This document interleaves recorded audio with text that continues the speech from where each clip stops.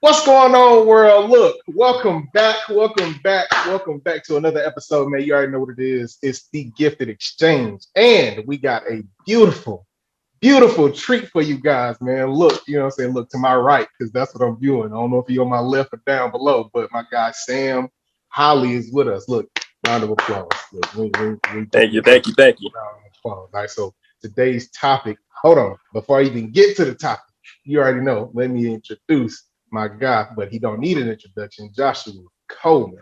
Hey, no worries, no worries. We're all here for Sam. It's all good. All right, so look, so today's topic, we will be talking about the structure and order of a family, right? What's going on with it? What are the, let's say, challenges we see in today's society?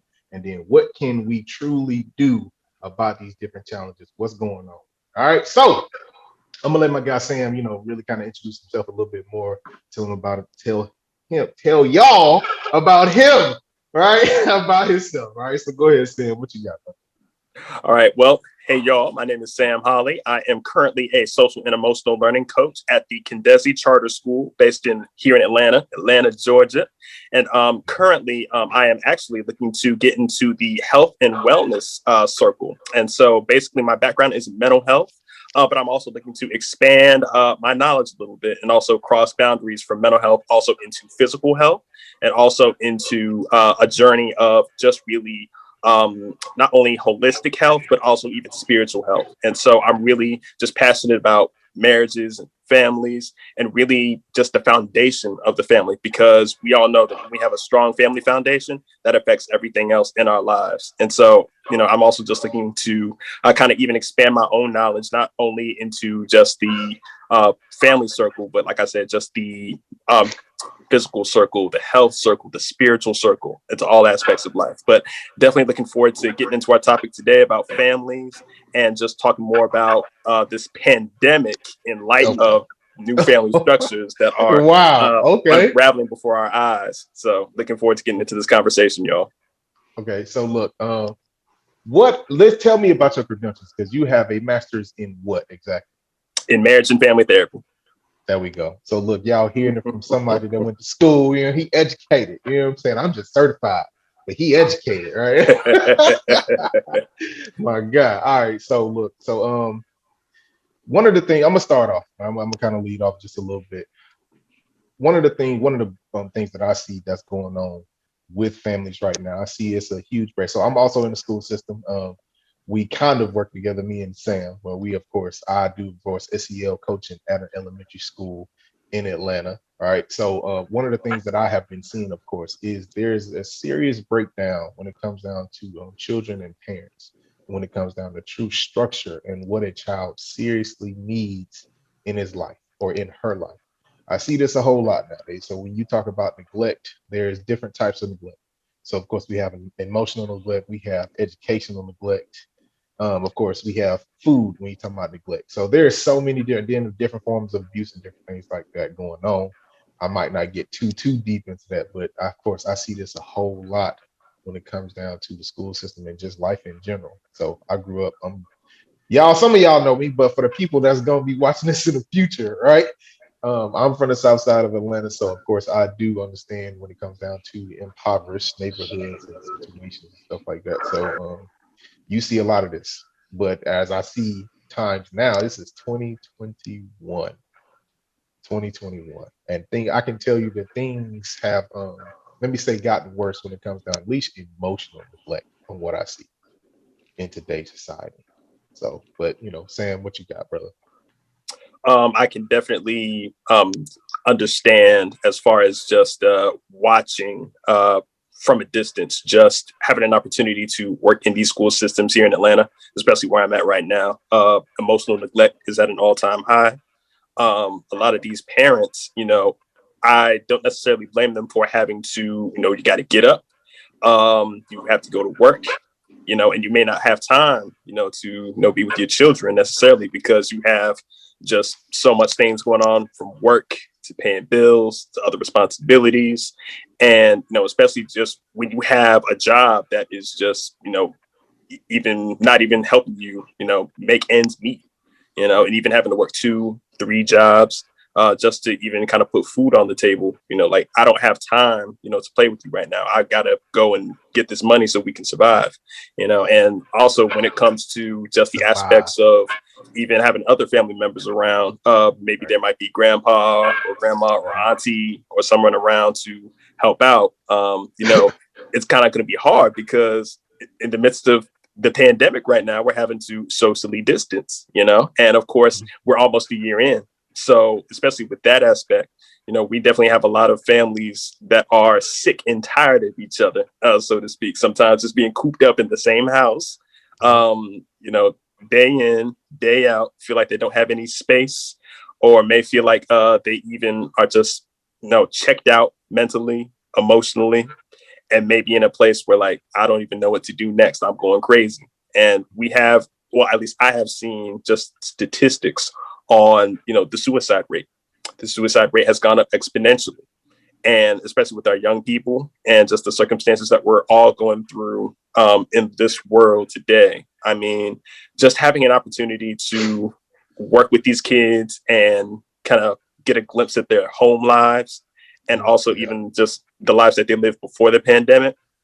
I mean, I just can't even begin to imagine just the level of distress, the level of even sometimes trauma that will be occurring just because of these things that are happening. So this is what I'm seeing. So look, let me ask, what? Let's kind of jump into some questions. What is the job of a parent? All right, from what all your schooling and things that my brother, tell us, what is the job of a parent? What is the role of Say the role of a parent is to support. Number Okay. one, you want to be your child's source of comfort, source of Okay. support, and source of trust. Okay. And when you instill, a education of just saying that, for example, like when your child first comes into the world, you want to make sure that you are consistently present. You want to make sure that you are growing with your child. You want to make sure that you are not only really spending quality time with your child, but kind of being in the moment with your child, kind of helping them to have moments where we have dialogue, we have conversation, we have moments where, the child will take a role and may decide to lead, whether it be just something small or whether it may be something big, depending on their age. But the parent's primary role is to support, to build trust, and to also just be that, outside of the school teacher as Okay. well. So There we go. Basically, a lot of life skills, basically. exactly. Yeah, that's something that I see that's not so much as happening, right? When it comes down to life skills, like so socially, like social breakdown, right? I think Sam, how old are you? 28, or about to be 28. 28 next month, I should say. All right, so he's a part of the millennial generation, right? So Absolutely. even with like, so some people might say it's weird to be called ma'am or sir, right, for our generation, because sometimes, well, before I got to this school, it was like, man, hearing ma'am or like hearing sir, it's weird, right? Right. But I can tell the difference in a child when they have to tell me yes, sir, and no, sir, versus yeah, uh-huh, like, okay, cool. So what I'm talking about is basically the respect factor. You can see that this stuff is not being taught in home whatsoever. Like when an older person walks up or is talking to a child, it's very nonchalant, it's very disrespectful. There's like, it's almost like talking to an adult, and it's not supposed to be like that. So you see there's a social breakdown even in that right there. Right. Right. So even less like, so even emotionally, you see a whole lot of emotional outbursts where as far as like a child can't even sit down in a chair for the hours that they're supposed to be in class. You see this all the time. What is the role? Should there be any type of, let's say, if parents did their job, would we even be there as an SEL coach? Should we even be there? I still feel like we should be there because we're all human and we still have tendencies to, do the things that we want to do, despite the upbringing that we may have had. And, I think it's normal, especially for especially young people who just have a lot of energy that they like to exert. You can't control someone's personality or someone's, passions. So, some kids, they like to dance. And so sometimes they can be very fidgety and may want to, go and exert their energy somewhere, and we may not know that until, you kind of sit with the child and really develop that relationship and see, what they're passionate about, what they live for. And really just having an opportunity to even sit with them and even learn more about them, it really will help you in navigating, how to, collaborate with them. It's like, okay, well, how about this, maybe for the next 45 minutes you can sit, and then for like these 15 minutes, like you can like do like this new dance routine that you've been creating for me. How about that? It's all about give and take, negotiating. So that's definitely just a role that I like to take a lot with some of the students who tend to be a little bit more fidgety and tend to be a little bit more active. So yeah. Their minds are moving a whole lot. So you're speaking basically really getting to learn your child and get them prepared for their life. Basically, you're talking about Absolutely. basically teach them and nurture their gift. Basically, that's really look. I just said so. We got a program that we doing right now. It's the Nurture Your Gift program. So that's something that we teach right now with the gift exchange. Is people, that's something that we don't see. That's something that I didn't even see so much even growing up, with parents really taking the time to nurture what they truly have. Well, what the child truly has, letting them learn how to explore themselves and really get to know themselves. That's, I believe, and I know for a fact that that is a part of the role of a parent. But most, you don't see that a lot nowadays. This is why we run into the problem of us, our generation, not knowing who we truly are a whole lot of time. Especially you talk to somebody, let's say even 18, 19. By that time, I can just about say that we should really know what our gifts are. We might not know exactly how to implement and apply them, Mhm. but I think that we should know exactly what we're dealing with. If you a speaker, you should know that you're a speaker by then. You know what I'm saying? Like if you're a trainer, if you're a coach, if you're all these different things, if you have like, let's say, a gift dealing with technology, why wouldn't we know these things by the time we're 18 years old? And then by the time we go to higher education, it's like, all right, now we can figure out what path we truly can go down because we understand ourselves a whole lot more. I think that's a part of the job of a parent too.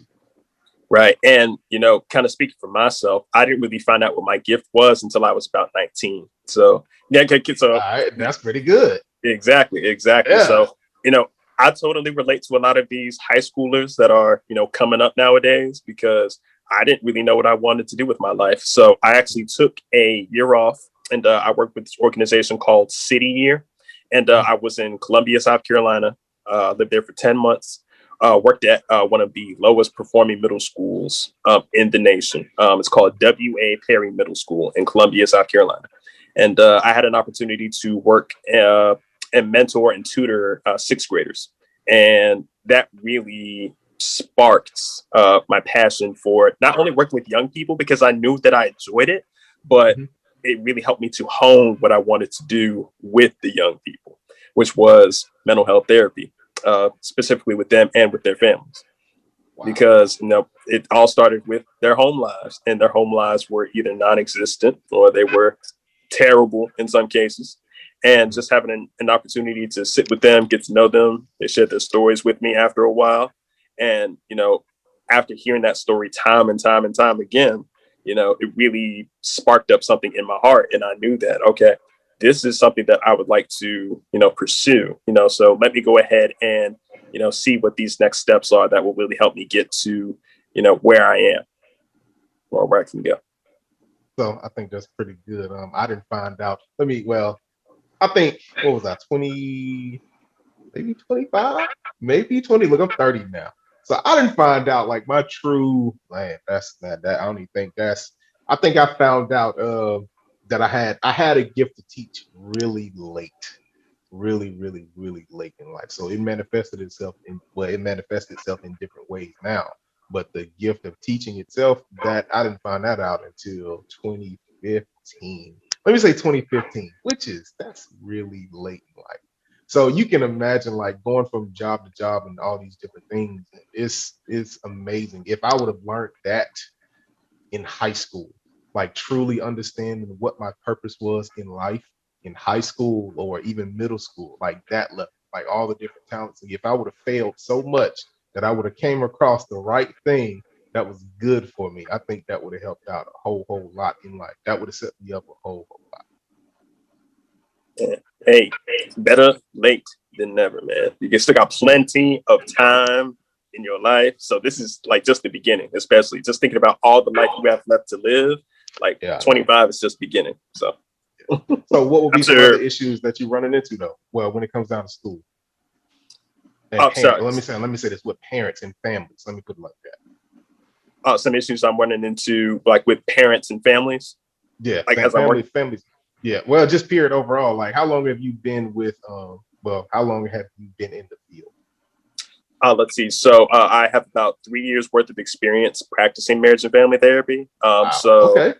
yeah. So it's been a good little bit, but just I really feel like some of the primary things that I've seen as far as issues. One, I would say many arguments as far as why do I, like the child asks, why do I need to do this particular thing? And the teacher / parent says, because I said so. And there's no dialogue there. There's no level of communication. And this is with a high school student.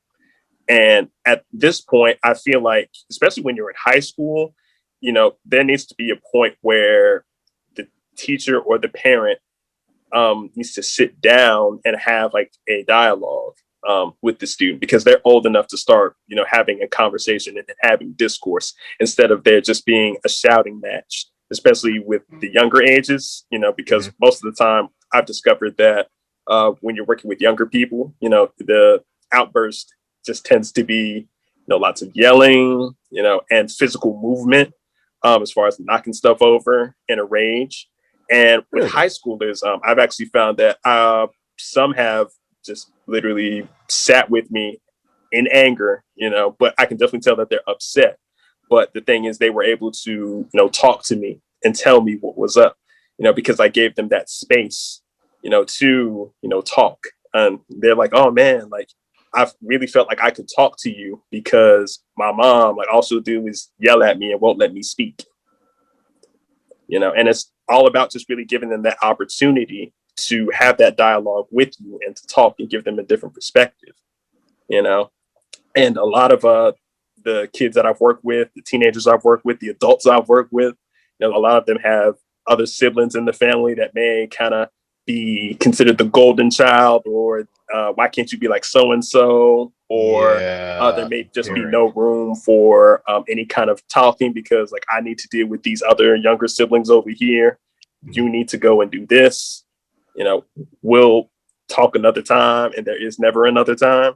And so it's just something that's just kind of sitting in the pot, just kind of stewing, just sitting there until the lid just pops off. And it's just like, why won't you listen to me? Or something like that. And then basically becomes just a whole other kind of situation from there. Riots are the voice of the unheard, right? Exactly. As far as other issues, I've actually seen some in the case of, I guess one of the parents are trying to groom a mini me, where oh wow, yeah, there may be like the father is, he's on the streets, he's doing his thing, the player, maybe a little dealing on the side, something like that, got the nice car, stuff like that. It's like, hey, I want my son to be just like me, so I'm gonna, make sure that, I'm gonna lace him up with the latest and things like that. And, really kind of setting him up to think that, this life is the best life, and it's really not the best life, because you're going to see pops eventually may get locked up, or something, or pops may get killed, unfortunately, but that's life. So I've seen mini me's trying to be groomed. I've seen other things such as trying to think, just even things just like anger management. A lot of conflict the time, resolution. Conflict resolution. Basically, yeah. especially between either a parent and a child, or maybe a parent, child, and another sibling. So it's like a little triangle going on, you know. So I've seen plenty of things, but I really feel like it all comes down to the foundation of communication. I really feel like communication is the foundation for all of these things to be resolved. But, you know, I really feel like it all starts with that. Hold on. So look, let me ask you a question because I'm thinking in my head. Of course, I believe I know the answer, but what would you say is the true, let's say, wall that's causing such a communication breakdown? What is the real wall that's there? The real wall. I would say probably really just the presence. I guess like I would say the unbiased, the non-judgmental presence of the parent or the teacher. Emotional safety. You say emotional safety? Okay. Yeah. Okay. All right. So I'm gonna say this. I was thinking of parents not really have healed from their trauma and really understanding themselves and knowing how to, let's say, think outside that. Because in order to do that, in order to be unbiased, there's a lot of mental issues that's going on right there, and people don't even realize that's what's going on. Are you saying they're like emotionally undeveloped? Yeah, basically. So Come on, therefore, they can't necessarily communicate on that level. They're used to that authoritarian type of parent, you know, or we'll say teacher-child relationship.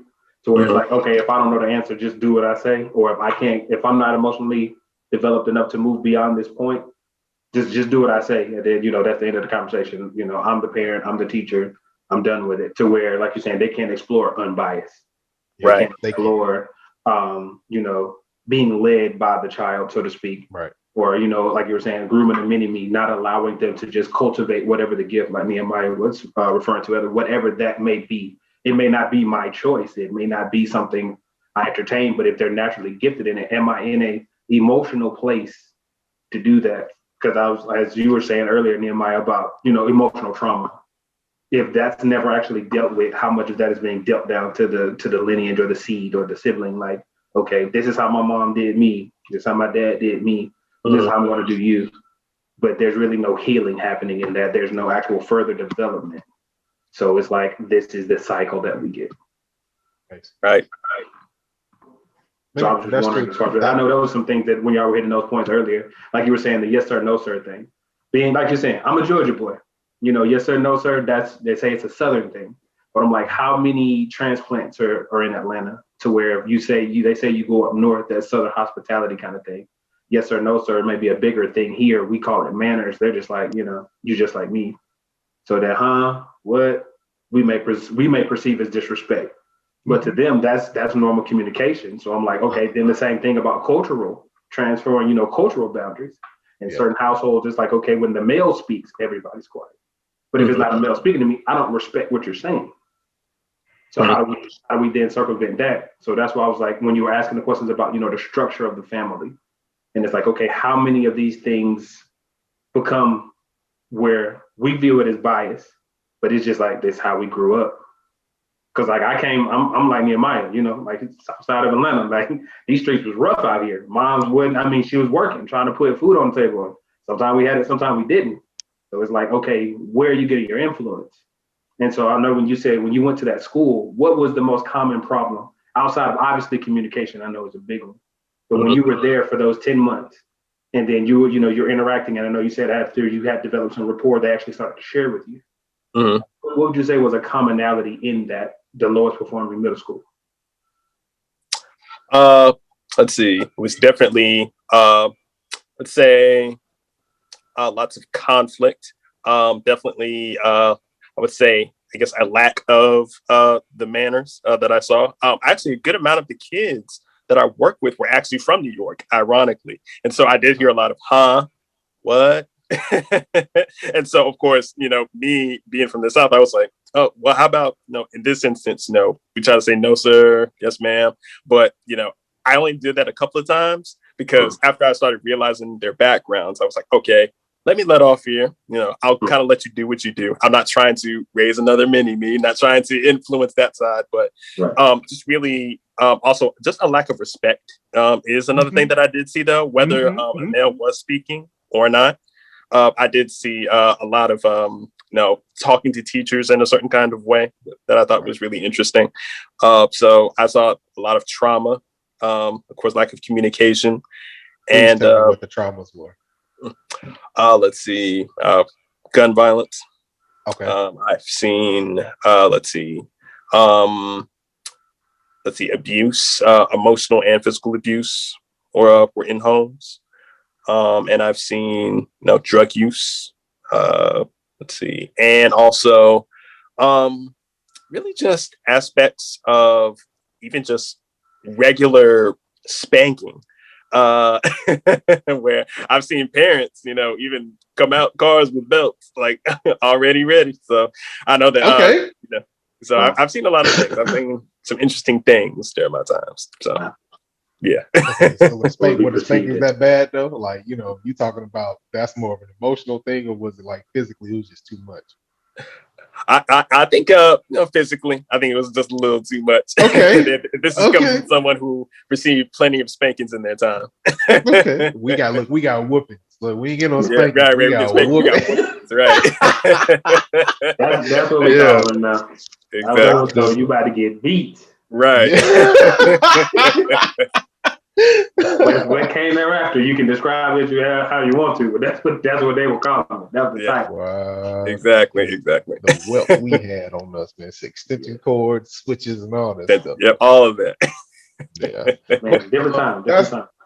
Yeah. So but that's truly what I think there's a big breakdown. So look, what else would you say is missing for me, right? From what I see, because of course I'm a man of faith.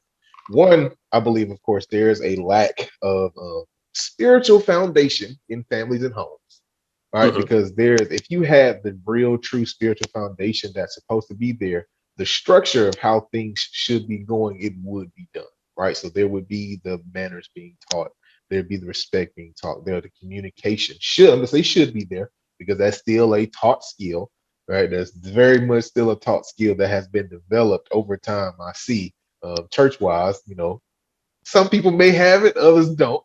But still, there still is basically there's a lot of boundaries that were set. Let me put it like that. There is a lot of healthy boundaries that were set. There's teaching people how to respect themselves. Also, I think that's a part of the spiritual foundation. And of course, there's physical foundation where people actually learning how to take care of themselves. I think that does start in the home. I think that's something that is missing. And then also, let's get mental health. So all three of those things. So, but what about you? What would you feel what else is missing?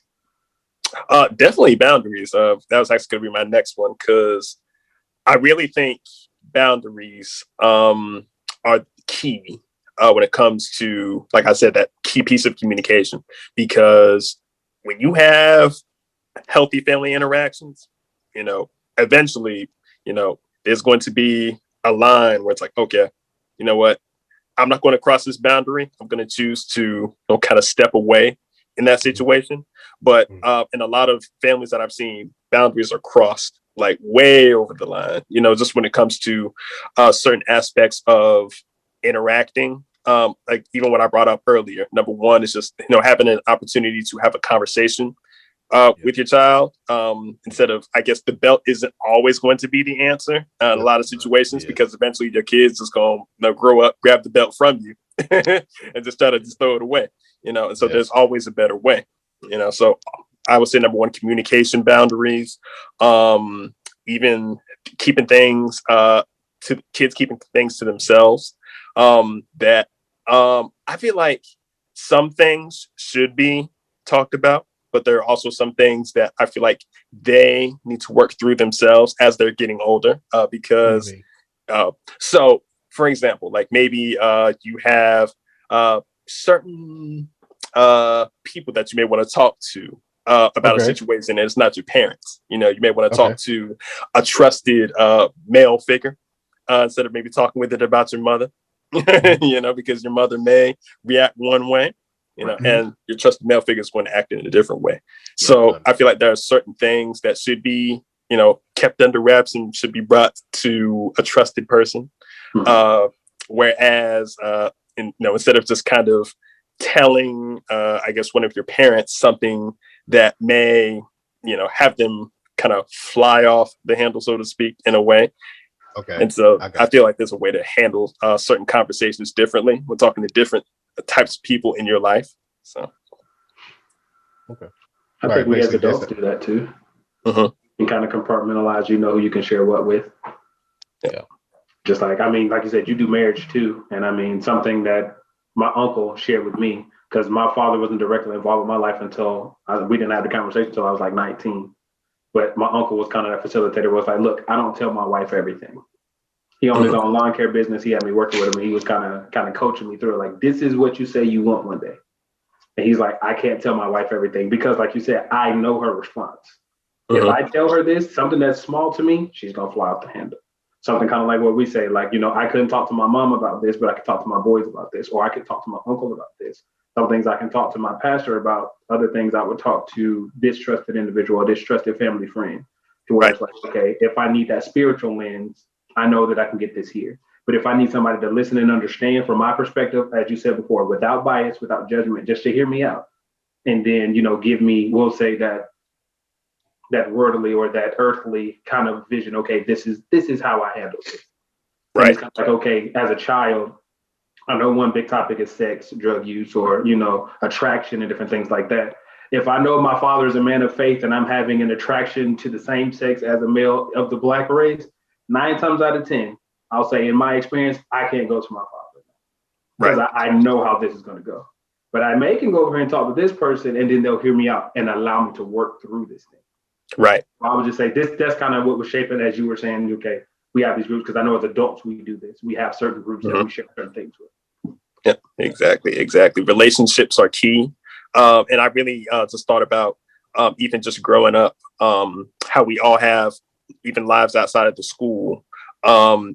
Sometimes like you may have a certain friend group, or if you had a church going background, you maybe had a person at your church that you did talk to. Or even if you weren't involved in sports, maybe you talked to your coach because he was like the primary, male figure in your life. You didn't really have anybody else to talk to. And so, you went to the coach for everything, so there's different types of people that you can go to, as long as, there is a solid and trusting relationship there. So I'm gonna ask you a question. So this is on the topics of families, right? So you talked about, now Josh brought it up when he said family, when he said marriages, that's what clicked. I'm like, so what is a marriage supposed to look like? My brother, let help me, right? Because I want to be married one day. You know what I'm saying? My boy Josh, he's married. What is this supposed to look like? Well, I guess speaking on my perspective as a man of faith, I definitely think that number one, there has to be someone higher at the center to help facilitate this whole thing, because there are going to be plenty of times where there will be arguments. There's going to be discord. There are going to be plenty of opportunities for arguments and disagreements. But, at the end of the day, when I think about marriage, I think about a covenant. And this is something that, is bigger than just, signing a piece of paper and saying, in the state saying, okay, y'all are together. Don't sign the contract, man. It's bigger than that. It's something that is so much bigger than that. And this is why I recommend that people do not go into marriage lightly, because this is a commitment. This is a lifelong commitment that you are making. Of course, obviously, when it comes to divorce, there are, some instances where that is valid and that should be taken. If there's any kind of abuse or, anything that is threatening your safety, you should absolutely at least do your best to distance yourself from that relationship. But, when it comes to just a healthy marriage, I really feel like there has to be a foundation of faith at the center. And then there also has to be knowledge that you are going into this commitment with growth on your mind and communication. There On we your go, mind. bro. So we got 2 things. Come on, growth and communication. Come on, because I'm about to ask for a list now. Yeah. I'm about to ask you for a list. Like, give me. If you can give me 10 things. I know it might be stretching. I'm stretching a little bit. I might be. If you can give me 10 things that make a healthy relationship or a healthy marriage. All right, it can be roles. Let's say what's the man's role? What is the woman's role? Then Mhm. how do we come together? Like, you can give me 10 things off of those lists. What you got? Let's see. I would say if you believe in a higher power, pray together. Okay, that's one. Come on. Let's see. I would say establish roles, definitely, as far as how you're going to handle different responsibilities Okay, around the home. That's nice. definitely another good one. Uh-huh. I would say finances are a big one. So negotiate how you're all gonna handle those finances. Is somebody really good at number crunching and handling those finances, developing a budget, Uh-huh. and then Okay. you may be good with just going in and just setting things on auto pay, doing what Okay. you do something small, Okay. but adhering to some sort of financial plan if you can.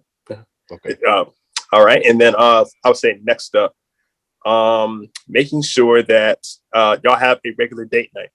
Date night is very important. Come Keeping that on. spice. You got to keep that Yes, spice. sir. That's it. Okay. Got to keep up that spice. I would say also grow together, whether that be reading a book together, or even going through some type of series together. That's really gonna help to challenge you in your relationship. I think that's very important. Let's see. Of course, even I feel like even before all of this, kind of even going back in reverse a little bit, Come on. go to marriage counseling or some type of premarital counseling before you even consider this. That's it. They need to have That's pre-relationship counseling. Yeah, go to premarital counseling before any of these things are even on the table. First off, Yeah. Also, definitely create vision boards for your future, for how you envision the family to grow. If y'all want to have kids or not, and just develop your vision boards accordingly. And like each person make their own and then come together, discuss your ideas, communicate, and see if there are things that, ultimately will or will not matter, or if y'all can compromise. That would be a great thing. Okay.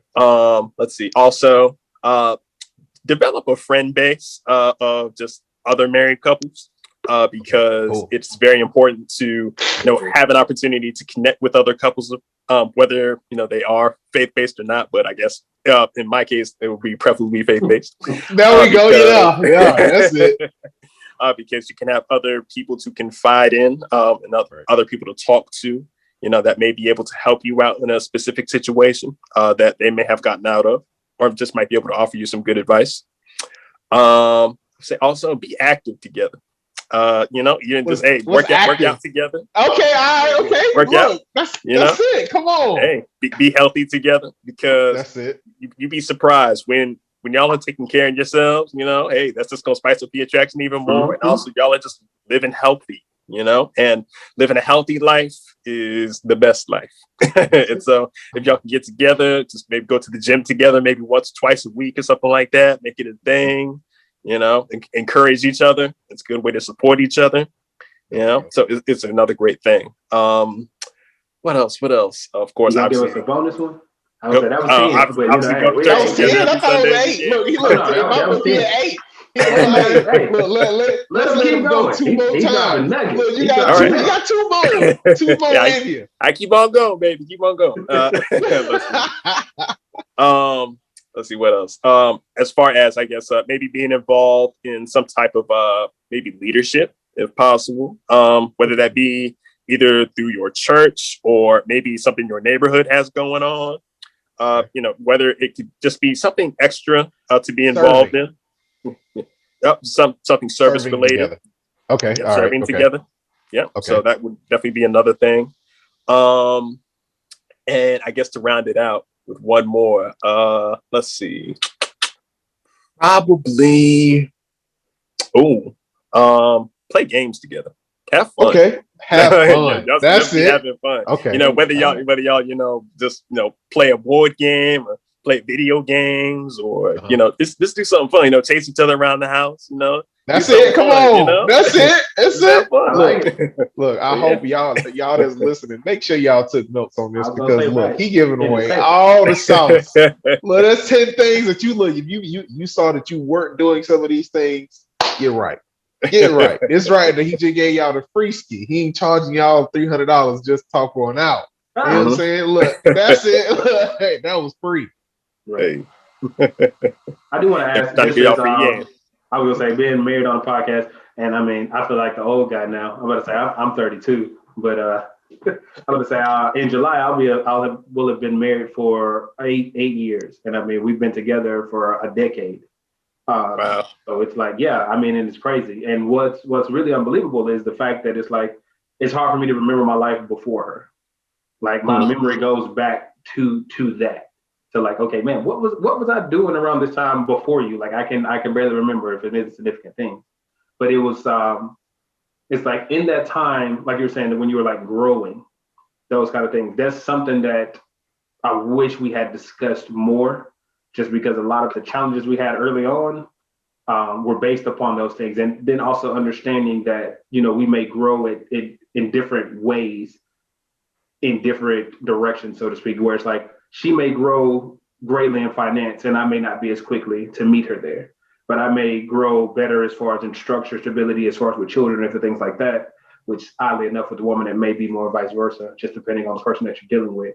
But one thing I didn't hear you speak about is, what is your viewpoint on, we'll say, self-care or personal time for each individual in the couple? Whether that be personal development. But yeah, I'm really interested just to see, what is your thought pattern on that? So I definitely think it is definitely healthy to have time apart as well. In addition to all those things mentioned, of course, you definitely have to make time for yourself because number one, you definitely need a break to, breathe, think, write things down, and also even just to enjoy yourself. So whatever you can do to, kind of get into your happy place, as far as, whether it might be, going out with a couple of guys, y'all either maybe go play some basketball, go to a movie, or even just have like a game night of some sort. That's definitely key. I'm involved in a couple of small groups with guys, so it gives me an opportunity to kind of voice things that have been going on in my week, and gives me an opportunity to fellowship with other guys. And not just, even just talk to my wife, because it's really important just to ensure that you have just an opportunity to even talk to other people, throughout, your week, your months, your years, because they are going to also support you in ways that you didn't even think about. And also, in addition to just spending time with other guys and with other people, also, it's very important to have a hobby of your own. So if you have any type of hobby that you are interested in, whether that be, maybe music or even writing or, playing video games, whatever it is, whatever your hobby is, also try to, implement some time into your week to do that, because it's very important to also even operate in things that you are just passionate about or even enjoy doing, because that's also going to bring you a sense of joy. Even in the midst of, just a hard week or a long week, or maybe you and the wife or your girlfriend had a fight and you just need some time to just kind of get away and just kind of decompress, and then come back and then, talk over it later. So it's very important. Pandemic, I think it forced everybody to talk. Right. I got a question. Exactly. Yeah, go ahead. I got a follow-up question too, but go ahead, Nehemiah. No, yeah. All right. Do you want to go? You can go. I mean, if we're gonna stay in the same vein, I know your hands. I'm staying in the same lane. I am. Okay. Actually. I mean, I'll just hit a follow-up question and then we could jump right into yours. I was going to say, since you were talking about, the things that bring you joy, and being, like I said, you've been practicing this for 3 years. So I mean, I'm sure you've seen a number of different, we'll say levels of relationship, trouble in relationship, issues based on, time spent together. But what would you say to the entrepreneur or the person that is creating? Just because I know, like myself, me and my brother Nehemiah, like we've had multiple different conversations, he's like, road dog, this is my go-to. You know, we discuss life things a lot. Then, of course, being a man of faith, having general, same interests. But it's like, it's already hard for the just the life of an entrepreneur, especially when you're creating something out of nothing.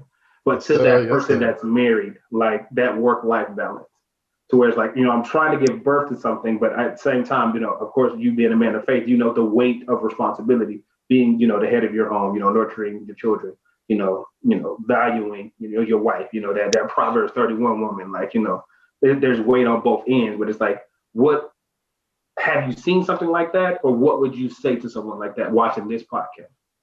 So I can definitely say that, if you have the entrepreneurial passion to go after something, you're never really truly off the clock, so that you're always, in a space to create. You're always in a space to answer phone calls and things like that. But I think in these situations, especially if you have a significant other or are married, it's important still to set boundaries with those things because obviously wife comes before work. And so when it comes to just the entrepreneur, I would say that it's very important to have a schedule laid out for yourself. So, these are the times when I'm going to be open for phone calls.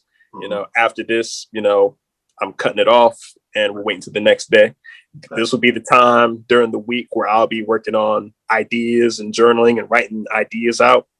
And then, okay, all right, that's it for the week or until whatever day is next. And so it's very important to have a schedule of some sort laid out and to have boundaries associated with that. Because I've seen some brothers, especially on Instagram sometimes, it's like never stop, never settle, no, always hustle, and of course, hustle is very important. You have to hustle, you have to put in the work. There's no doubt about that. But also there's a time for, decompressing. But hey, to the single brother, I say, hey, go for it, man. Hey, you don't have anybody slowing you down. You don't have anyone to, come home to or to talk with, So, hey, I say to that brother, hey, go ahead. If that's what you want to do, that's fine, But yeah, if you're in a relationship, make sure that you are scheduling time with her, and then scheduling other time with your work and keeping it even. So I love it. My bad, Nehemiah. He was just because look, I was like, oh, I don't want to leave this. But yeah, go ahead. I'm done. You almost answered my question because it flowed right together. So look, I was going to ask, what is a good amount of time to allot to both? Let me say it because family is important. But your dreams and your purpose is important also. What should that look like? So this is an opinion, right? But this is a professional opinion, right? But I'm gonna just say this is an opinion, though, right? And then everybody can be case by case, but just give me something, give me a blueprint. What do you think that could look like? Well, say weekly basis, time for wife, time for kids, time for grind. So I think about my own schedule that I've set for myself, because especially working from home, things are a little bit different, and I know that for me, I can get easily distracted sometimes. So when it comes to just making sure that I am keeping my purpose in line during the day, do what I have to do, but also even making time for my significant other, my girlfriend. I make sure that after I would say about it's usually around 8 o'clock. I set a hard cutoff for all work.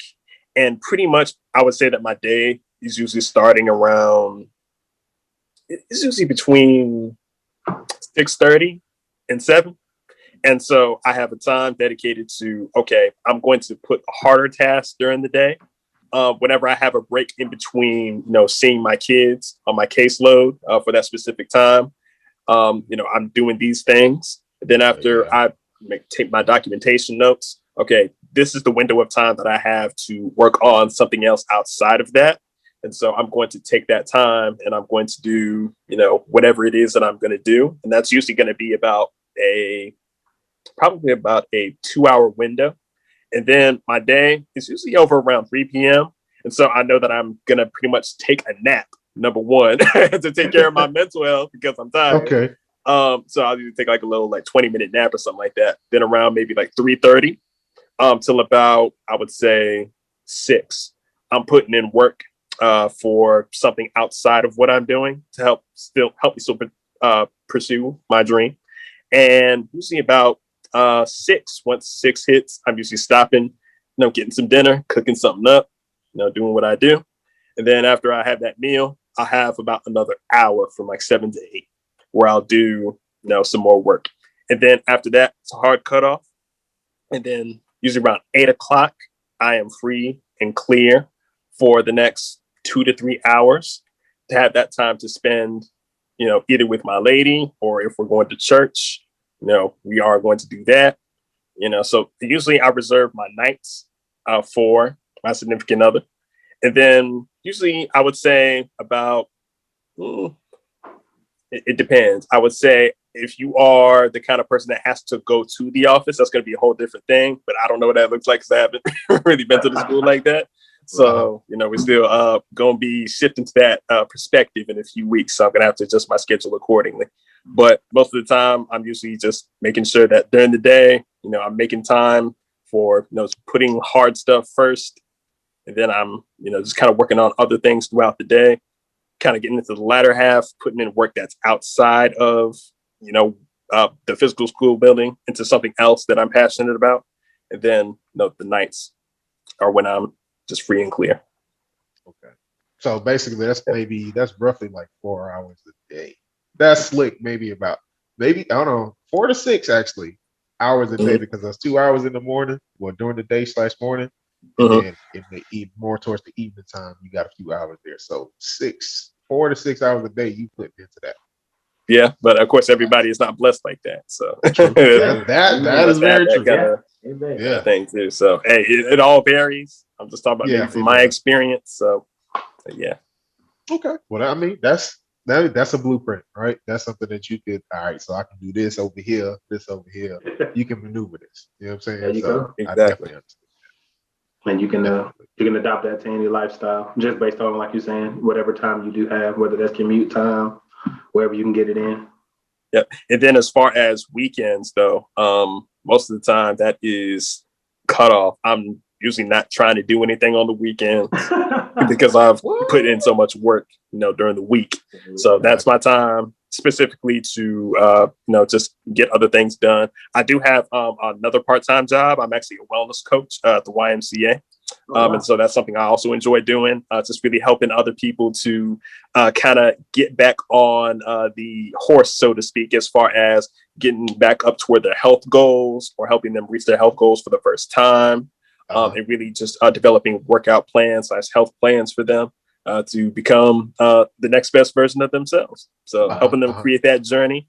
So if I'm just doing that just for a few hours on Fridays and Saturdays, just to kind of broaden my horizons a little bit more and really help me to get to the next level.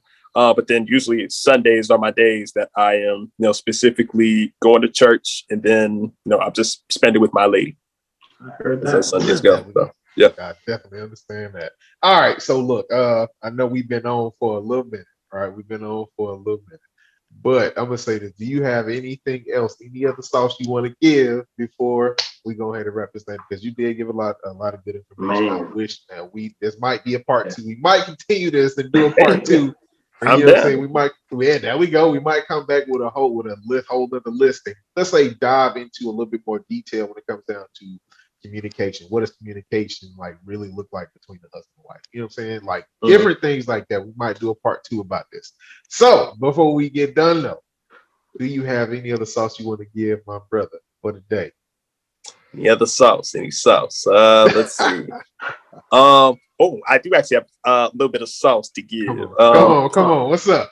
So I would say for the family specifically that are just kind of sick and tired of each other, make sure that you, one, set your own boundaries in your home, especially if you are working from home, because it can be very tricky, especially when you have younger kids who need your attention. I think it's wise to set boundaries and routines for both you and for your children, because it's going to help y'all function a lot better.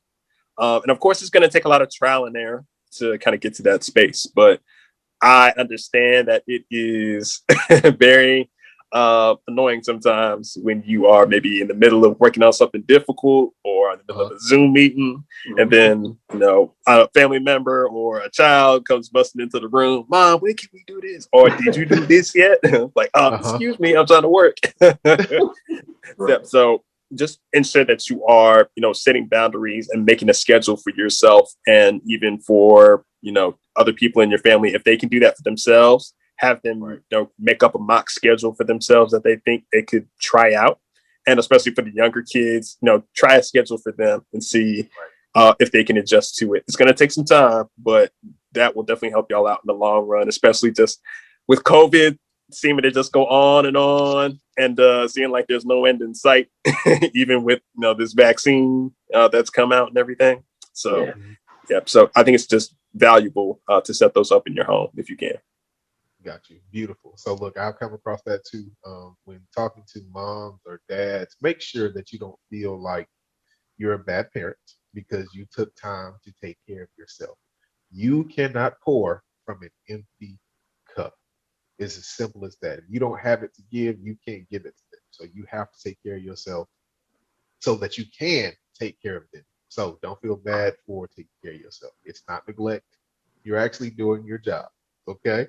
So look, my God, Josh, what about you, big dog? You got anything? I mean, y'all done dropped so many bombs already. All I can say is like, hey, love yourself enough to forgive yourself. We're all having this human experience. We're all trying to figure it out. And I mean, I think y'all covered everything else. Like, I was like, man, I just wanted to be a fly on the wall. All right, look, appreciate y'all for listening. Make sure y'all subscribe to the YouTube channel. Of course, you might be hearing this on Anchor, and then of course you might be watching us on YouTube or wherever you listening. Subscribe to the YouTube channel. Subscribe to the channel that you hearing this on. Follow our social media, and make sure if you like any type of coaching, or look, my guy Sam over there, any type of counseling, right, for your family and for your marriage, man, hit him up. His links will be in the description. And then, of course, you already know our links. We are the Gifted Exchange, right? Y'all be blessed, man. We are.